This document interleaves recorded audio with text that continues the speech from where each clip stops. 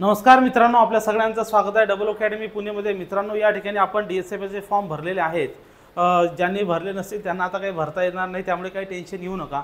मात्र अतिशय चांगली हे DSFLची पोस्ट आहे, ज्याच्यामध्ये प्रयोगशाळा सहाय्यक वरिष्ठ लिपिक, प्रयोगशाळा सहाय्यक भांडारपाल, तसंच प्रयोगशाळा या ठिकाणी कनिष्ठ प्रयोगशाळा सहाय्यक आणि वरिष्ठ प्रयोगशाळा सहाय्यक, लिपिक नाही, कनिष्ठ आणि वरिष्ठ प्रयोगशाळा सहाय्यक तसंच भांडारपाल यांच्यासाठी आपल्याला जो इम्पॉर्टंट तांत्रिक घटक आहे, काय आहे तांत्रिक घटक आहे। तर या तांत्रिक घटकामध्ये नेमकं आपल्याला काय विचारलं जाणार आहे। ॲक्च्युअली त्यांनी फक्त आपल्याला एवढं सांगितलं आहे की 10वीच्या बेसचं सायन्स आणि 12वीचं असेल तर 12वीच्या बेसचं सायन्स। तर ॲक्च्युअली दोघांचा या ठिकाणी जो अभ्यास आहे तो सारखाच होतो। मात्र ही परीक्षा DSFLची असल्यामुळे आपल्याला DSFLच्या इम्पॉर्टंट टॉपिकचा सुद्धा या ठिकाणी अभ्यास करायचा आहे। काय आहे DSFLसाठी जे महत्त्वाचे काही टॉपिक्स आहेत त्या महत्त्वाच्या टॉपिकचा सुद्धा आपल्याला अभ्यास करायचा। आपल्याला सगळ्यांना माहिती आहे की या ठिकाणी तांत्रिक घटकासाठी मराठी व्याकरणसाठी 15 प्रश्न आहेत, इंग्रजी व्याकरणसाठी 15 प्रश्न, सामाजिक शास्त्रासाठी 15 प्रश्न आणि गणित बुद्धिमत्ता 15 प्रश्न। बाकी या ठिकाणी तांत्रिक घटकासाठी 40 प्रश्न आणि 80 गुण दिलेले आहे। आणि टोटल लक्षात ठेवा, बाकीच्या परीक्षा 2 तासासाठी होतात, मात्र या पेपरसाठी 90 मिनिटे वेळ आहे। किती वेळ आहे? 90 मिनिटे। हे मी विसरलोच होतो, यावेळेस कळलं की किती मिनिटं आहे, 90 मिनिटासाठी वेळ आहे। तर मित्रांनो, या ठिकाणी वेळ कमी असल्यामुळे आपल्याला अभ्यास जास्त आहे। आणि तांत्रिक घटकामध्ये तसंच GK मध्ये आपल्याला GK आणि तांत्रिक घटकामध्ये या ठिकाणी किती नाही म्हटलं तर DSFLचे या ठिकाणी कमीत कमी 5 ते 10 प्रश्न, DSFL संबंधित 5 ते 10 प्रश्न या ठिकाणी आपल्याला आरामशीर विचारले जाणार आहे, ज्याच्यामध्ये प्रयोगशाळा असेल त्याच्याशी संबंधित। जर या ठिकाणी 10वी आणि 12वी बेसचा जर अभ्यासक्रमाचा जर या ठिकाणी आपण विचार केला तर यामध्ये महत्त्वाचे 4 पार्ट्स पडतात, ज्याच्यामध्ये या ठिकाणी जीवशास्त्र आहे, ज्याच्यामध्ये सजीवांचे वर्गीकरण, प्राण्यांचं वर्गीकरण, पेशी, ऊती, आहार, पोषण असे महत्त्वाचे टॉपिक्स आहेत। तसंच या ठिकाणी मानवी शरीराची संस्था, ज्याला आपण सजीवांच्या जीवन प्रक्रियामध्ये मानवी रक्तभिसरण संस्था असेल, पचन संस्था, श्वसन संस्था, उत्सर्जन, प्रजनन, चेता, अस्थि, म्हणजे आपल्याला हाडे किती आहेत, महत्त्वाचं म्हणजे माणसाचे काही रोग आणि ज्ञानेंद्रिय।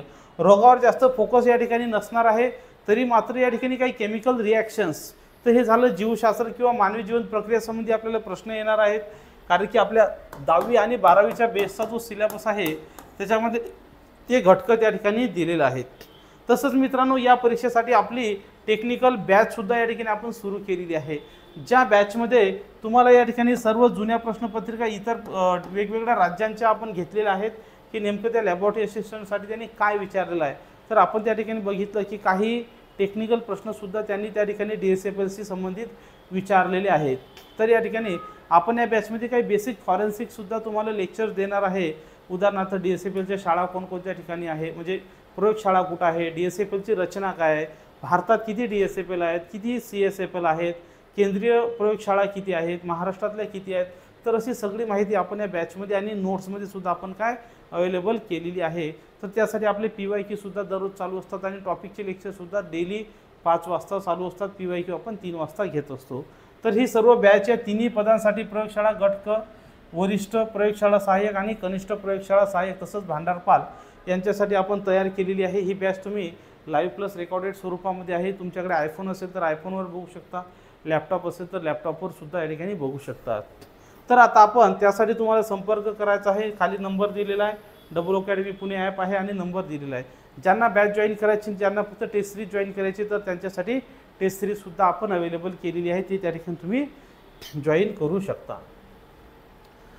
तर मित्रांनो, आता तुम्हाला जीवशास्त्राशी संबंधित काही महत्त्वाचे प्रश्न येतील की जसं की मी तुम्हाला सांगितलं, आता एखादा खून झाला असेल, मर्डर झाला असेल, फिंगरप्रिंट्स त्याचे प्रश्न नाही विचारतील, मात्र त्या ठिकाणी विषाचे प्रकार विचारतील। असे की जे मानवाच्या संबंधित प्रयोगशाळेमध्ये जे जे गोष्टी घडतील त्या गोष्टीशी संबंधित सायन्सचे प्रश्न तुम्हाला असतील। उदाहरणार्थ, एखादा व्यक्ती मृत झाला असा कधी जाहीर करतात, भाजलं तर त्या ठिकाणी पाणी लावायचं, मलम लावायचं किंवा नाही लावायचं, अशा गोष्टीचे प्रश्न त्या ठिकाणी आपल्याला काय विचारू शकतात।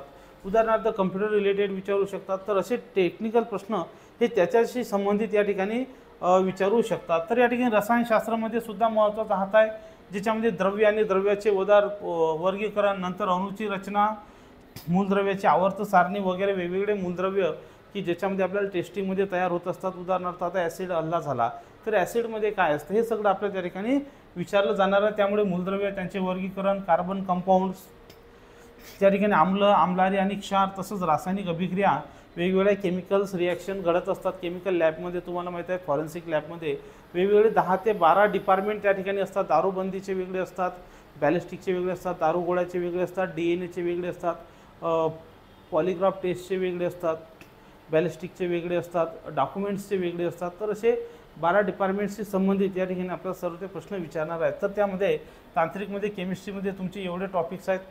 नंतर काही तुम्हाला फिजिक्सचे सुद्धा या ठिकाणी टॉपिक विचारणार आहेत, ज्याच्यामध्ये गती, गतीचे प्रकार, तुमचा दाब, उष्णता, तुमचा ध्वनी हे महत्त्वाचे आहेत. तसंच प्रकाश असेल, विद्युतधारा, चुंबकत्व आणि गुरुत्वाकर्षण.